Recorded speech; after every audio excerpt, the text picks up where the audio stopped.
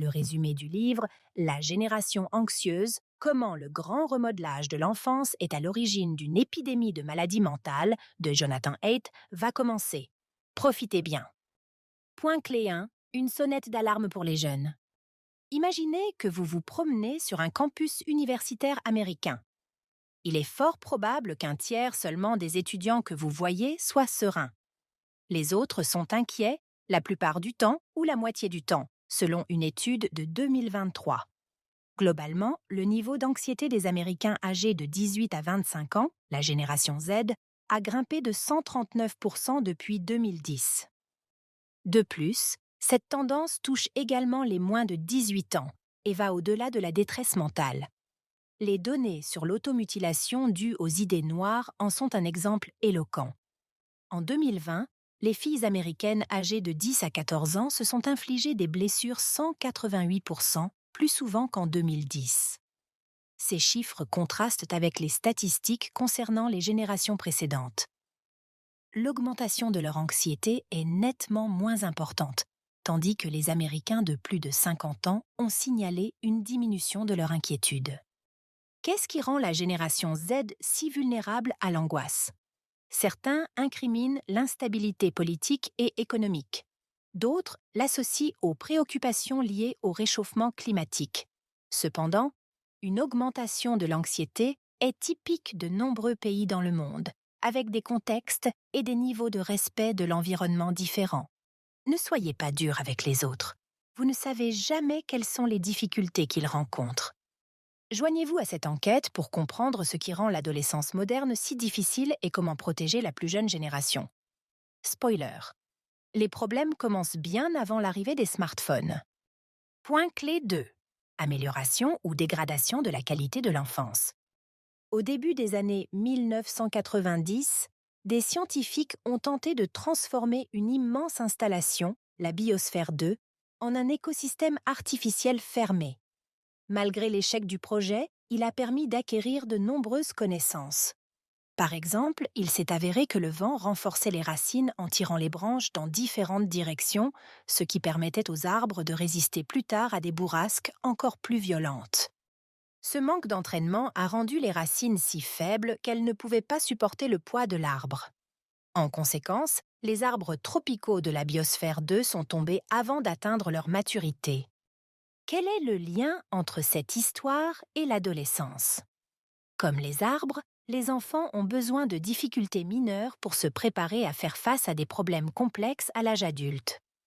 Cependant, depuis les années 1980, les parents des pays anglophones protègent leurs enfants même des difficultés mineures. De nombreux facteurs ont influencé cette décision, notamment les journaux télévisés qui montrent des catastrophes 24 heures sur 24, 7 jours sur 7. Les grandes communautés urbaines où les gens ne connaissent pas leurs voisins. L'augmentation du nombre de véhicules. En effet, les enfants ont besoin d'être guidés par les adultes, mais cela ne doit pas aller jusqu'à l'extrême. Prenons l'exemple suivant. Certaines écoles interdisaient aux enfants de jouer seuls au chat par crainte de disputes ou d'exclusion. La surprotection a considérablement réduit les jeux libres non surveillés, privant les enfants de l'apprentissage par l'expérience. De plus, ils ont commencé à passer plus de temps à la maison. C'est alors qu'une deuxième force motrice qui a façonné l'adolescence moderne est entrée en jeu. La technologie. Dans les années 1990, les Américains ont commencé à se connecter à Internet, qu'ils considéraient comme une porte ouverte sur de nouvelles opportunités. L'arrivée des téléphones portables a également semblé être une bénédiction, favorisant les interactions avec les amis et les parents. Mais les choses ont vite changé. En 2007, Apple a lancé l'iPhone, permettant à ses utilisateurs d'être en ligne 24 heures sur 24, 7 jours sur 7. La première boutique d'applications mobiles est apparue en 2008. En moins de 5 ans, le nombre d'applications a atteint le million.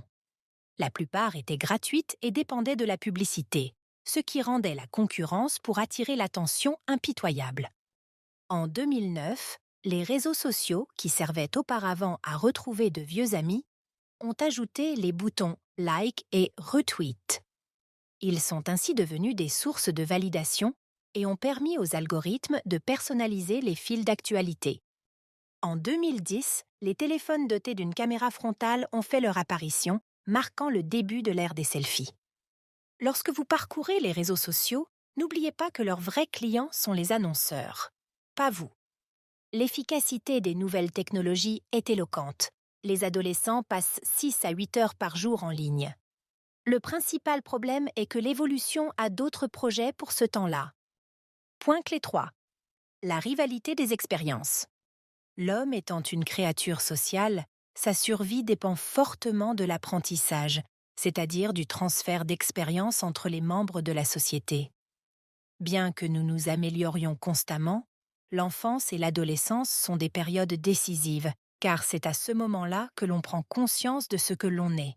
L'évolution a donc doté les enfants de quelques précieuses méthodes d'apprentissage que le monde numérique ne peut remplacer. 1. Les jeux libres. Les enfants ne se contentent pas de vouloir jouer, ils doivent jouer. Le temps de jeu est un environnement sûr qui leur permet de surmonter leur anxiété et d'affronter leurs peurs. En vivant de nouvelles expériences, les enfants se développent sur le plan cognitif, émotionnel et social. Le jeu numérique, en revanche, est désincarné.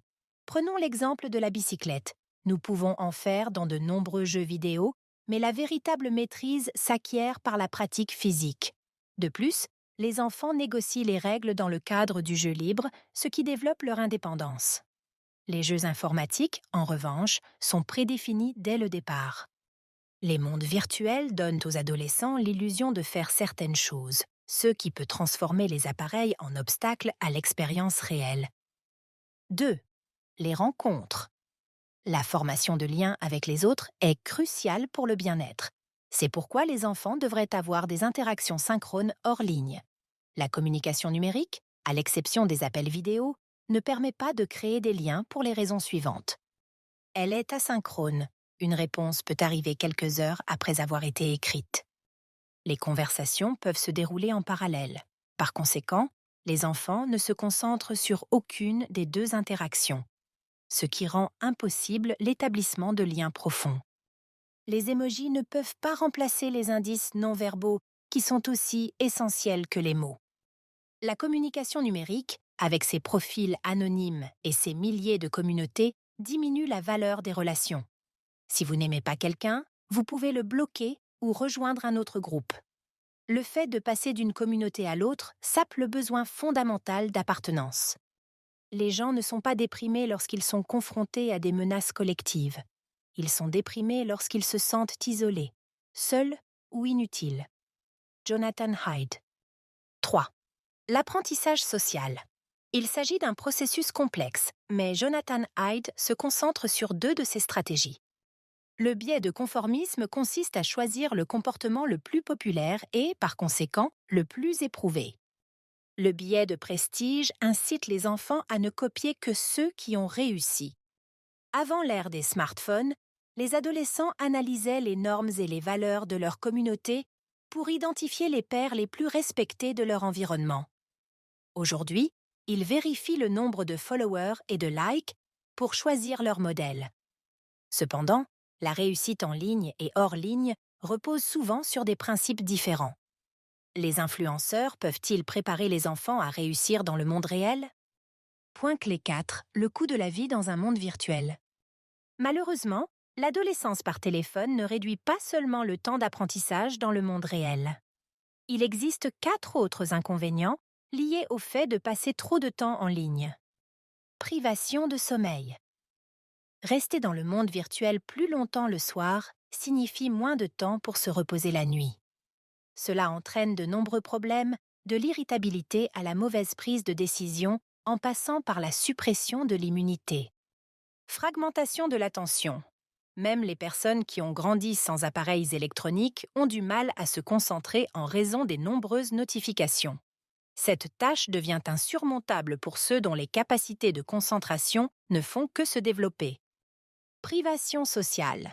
En 2012, les rencontres hors ligne des adolescents avec leurs amis duraient 2 heures, alors qu'en 2019, ce chiffre est tombé à 1 heure seulement.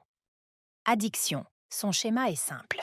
Un déclencheur, notification, une action, vérification du compte, une récompense variable.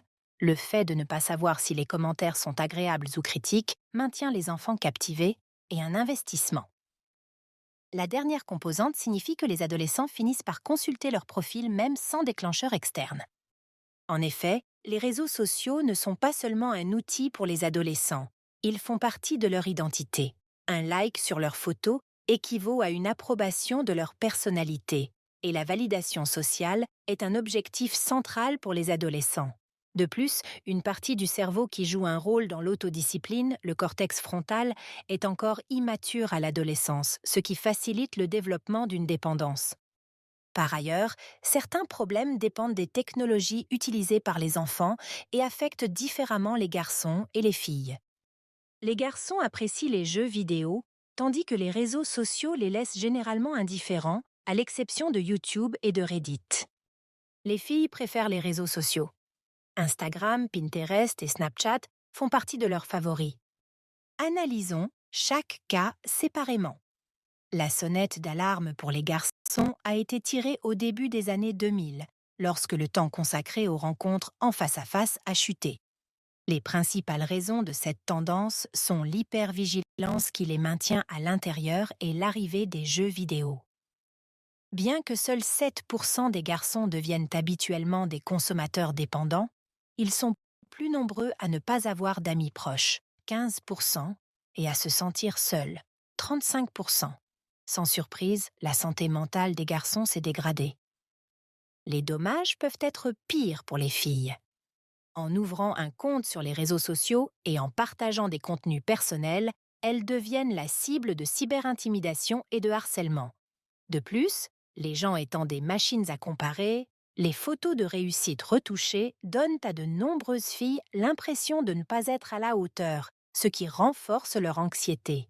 Enfin, les algorithmes les bombardent de messages concernant des mannequins ou même des publications favorables à l'anorexie. Internet expose les enfants à des contenus auxquels ils ne sont peut-être pas prêts, d'où l'importance d'un filtrage adapté à l'âge. Point clé 5. Le gouvernement contre le Far West numérique. Nous faisons souvent l'éloge de la technologie parce qu'elle crée de nouvelles opportunités, mais il faut plus de temps pour en identifier les dangers. Les voitures illustrent parfaitement ce point. Bien qu'ils se soient répandus au début du XXe siècle, les ceintures de sécurité et les sièges automobiles obligatoires ne sont apparus que 60 et 80 ans plus tard. Aujourd'hui, nous pouvons changer les choses plus rapidement et le monde en ligne doit cesser d'être le Far West aux lois et contrôles minimaux. Une once de prévention vaut une livre de remèdes. Jonathan Haidt. Protéger les enfants dans l'espace numérique est un travail d'équipe entre le gouvernement, les écoles et les parents. Tout d'abord, examinons quelques mesures que les autorités peuvent prendre. Mettre en place un code de conception adapté à l'âge, AADC pour Age Appropriate Design Code en anglais. Ces 15 normes obligent les entreprises technologiques à protéger les données des mineurs. Par exemple, grâce à ce code de conception, les publications des enfants ne sont pas montrées à des inconnus et les données de géolocalisation sont privées par défaut. Par ailleurs, les entreprises technologiques doivent décrypter leur politique de confidentialité pour les mineurs. Changer l'âge de la majorité numérique. Selon les normes actuelles, les enfants peuvent ouvrir un compte sur les réseaux sociaux dès l'âge de 13 ans. Cela signifie qu'ils donneront leurs données personnelles et certains droits à des tiers, ce qui est une décision trop importante pour des enfants de 13 ans. De plus, comme la loi n'exige pas la vérification de l'âge de l'utilisateur, les enfants peuvent ouvrir un compte quand ils le souhaitent. Le gouvernement devrait plutôt relever cet âge à 16 ans et obliger les entreprises à vérifier l'âge des utilisateurs. Soutenir les écoles sans téléphone. Imaginez des écoles avec des étuis verrouillables ou des casiers à téléphone. Les élèves discutent en face à face pendant les pauses et écoutent les professeurs pendant les cours. Certaines écoles, comme la Waldorf School of the Peninsula, se sont déjà engagées dans cette voie. Si le gouvernement encourage cette décision, le nombre d'établissements sans téléphone augmentera. Clarifier la signification de la négligence dans les lois. Par exemple, si des parents envoient leur enfant dans un magasin voisin sans surveillance, il ne s'agit pas de négligence et ils ne devraient pas être punis. financer l'enseignement professionnel et technique, EPT, l'apprentissage et une année de césure. Les études montrent que l'EPT mobilise davantage les garçons, ce qui se traduit par des notes élevées et des revenus futurs plus conséquents. L'apprentissage et l'année de césure, qui offrent la possibilité d'essayer quelque chose de nouveau, permettent aux adolescents de mieux comprendre leur vocation. Les autorités devraient constamment mettre à jour les lois pour s'adapter aux technologies. Le saviez-vous? L'AADC a été créée à l'initiative de la baronne Biban Kidron, auteure d'un documentaire sur la vie des enfants dans le monde virtuel. Point clé 6. De petits changements pour un grand impact. Quelle que soit l'importance de l'influence du gouvernement, les écoles jouent également un rôle essentiel dans l'acquisition de bonnes habitudes numériques. L'interdiction du téléphone n'est pas la seule mesure qu'elles peuvent prendre. Voici d'autres mesures utiles. Donner du temps pour jouer librement. Par exemple, les écoles peuvent prolonger les pauses, installer des aires de jeux ludiques et organiser un club de jeux où les enfants peuvent se rendre après la classe et socialiser. Encourager l'indépendance. Les enseignants peuvent mettre en place le projet Let Grow, laisser grandir. L'idée est simple. Les enfants doivent se mettre d'accord avec leurs parents sur les tâches qu'ils peuvent accomplir seuls pour la première fois. En développant de nouvelles compétences, les enfants réduisent leur anxiété. Ajouter plus de cours pratiques. Ces cours renforceront l'engagement des garçons dans la vie réelle et augmenteront le nombre de rôles modèles masculins à l'école. En même temps, les parents sont les premiers responsables de l'enseignement d'une utilisation saine des appareils électroniques. En effet, chaque famille est différente. Toutefois, ces conseils simples seront utiles à la majorité d'entre elles. Donnez le bon exemple. La façon dont vous utilisez vous-même votre smartphone compte plus que ce que vous dites à ce sujet. Donnez plus de responsabilités aux enfants. En aidant les parents dans les tâches ménagères dès leur plus jeune âge, les enfants se verront comme un élément essentiel de la famille. C'est un antidote au sentiment d'inutilité, source d'anxiété. Encourager les activités sociales, les soirées pyjama, le camping et les programmes d'échange entre lycéens ne sont que quelques-uns des nombreux moyens de socialiser. Surveillez le comportement de votre enfant pour déceler toute dépendance excessive à l'égard des appareils électroniques. De plus, il est essentiel de choisir le bon moment pour utiliser les technologies, et voici quelques conseils en fonction de l'âge de l'enfant. Avant 1 an et demi, les enfants en bas âge peuvent tout au plus avoir des conversations vidéo avec des membres de la famille. De 18 à 24 mois. Les tout-petits ne peuvent regarder que des programmes éducatifs sous la surveillance d'un adulte. De 2 à 5 ans, 1 heure par jour est le maximum pour les loisirs en ligne. De 6 à 12 ans, le temps d'écran non éducatif est limité à 2 heures par jour, mais il est conseillé de filtrer le contenu à l'aide du contrôle parental. Le site commonsensemedia.com fournit des informations détaillées sur la manière de procéder. En ce qui concerne les téléphones, les modèles de base sans Internet sont les meilleurs pendant cette période. De 13 à 18 ans. Les parents peuvent donner un smartphone à leur enfant après lui avoir expliqué les risques liés à Internet. L'âge le plus approprié est 14 ans. Certaines plateformes, comme le Center for Humane Technology, Screen Strong et Fairplay, rassemblent les parents qui préfèrent une enfance sans appareil électronique pour leurs jeunes. Conclusion du résumé. La génération Z a grandi dans une combinaison unique de facteurs. Des jeux libres limités réduisent les chances des enfants de surmonter leur peur et leur anxiété dans un environnement sûr et réel.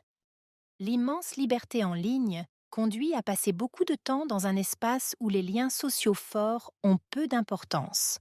Cela nuit à leur sentiment d'appartenance, réduit leur temps de sommeil et de socialisation, nuit à leur attention et, dans certains cas, provoque une dépendance. Pourtant, si les parents, les écoles et le gouvernement unissent leurs efforts, ils peuvent minimiser l'impact de ces tendances néfastes. De plus, la génération Z peut également changer les choses en rejoignant des plateformes qui prônent un espace numérique plus sûr pour les adolescents, comme Design It For Us. Concevez-le pour nous. Les technologies devenant de plus en plus immersives, c'est maintenant qu'il faut agir. Essayez ce qui suit. Fixez une durée pour l'utilisation des réseaux sociaux afin de réduire le temps passé en ligne. Lisez la politique de confidentialité des applications que vous utilisez. Si vous avez des enfants, choisissez les recommandations de ce résumé que vous pouvez mettre en œuvre en premier. Résumé fini. Prenez le temps de l'évaluer afin que nous puissions vous aider à vous développer de la meilleure façon possible.